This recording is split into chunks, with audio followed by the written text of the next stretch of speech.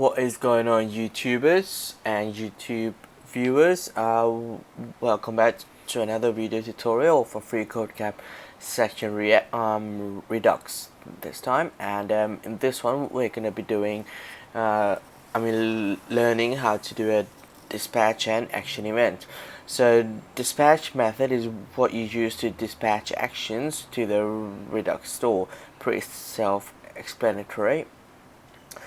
Calling store.dispatch and passing the value return from an action creator sends an action back to the store. Recall that action creators return an object with a type property that specifies the action that has occurred. Then the method dispatches an action object to the Redux store. Based on the previous challenges example, the following lines are equivalent and both dispatch an action of type login. So these two lines are both valid ways of dispatching an action event. Alright, the only difference is that here it uses the state, alright, and here it uses the method or the object, you can say. Alright, so to have a bit of a hands-on experience, let's do this exercise. The Redux store in the code editor has initialized state that an object containing a login property is currently set to false.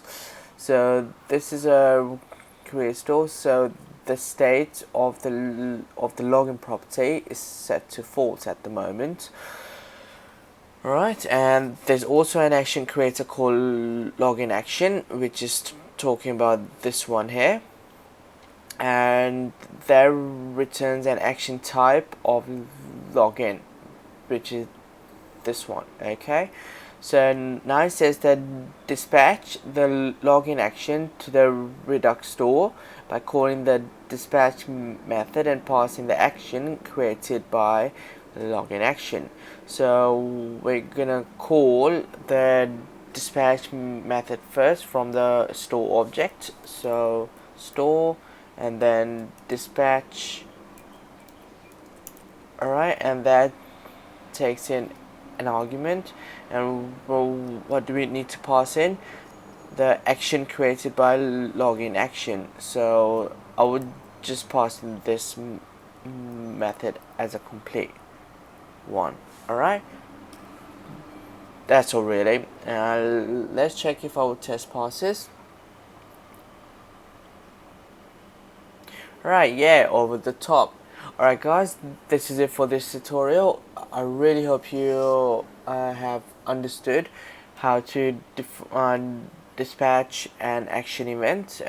If you have any questions, feel free to comment below and I'll make sure I'll get back to you as soon as I can.